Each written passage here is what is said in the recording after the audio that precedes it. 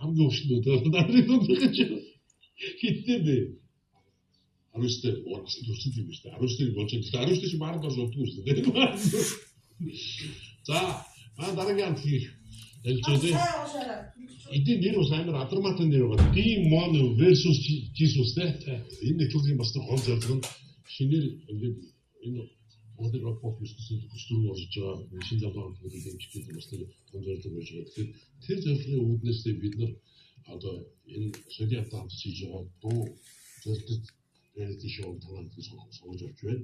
Танаа зөвхөн хамгийн их мэдээ санал болгосон суусан амрагч юм байгаа. Тэгэхээр таныг үнэж одоо таныг аймаг хамтран бодсон. Би танах бол огт мэдэхгүй, яаж тоглох юм мэдэхгүй сонсоод тоглолт чи ерөнхий хэлбэр юу вэ?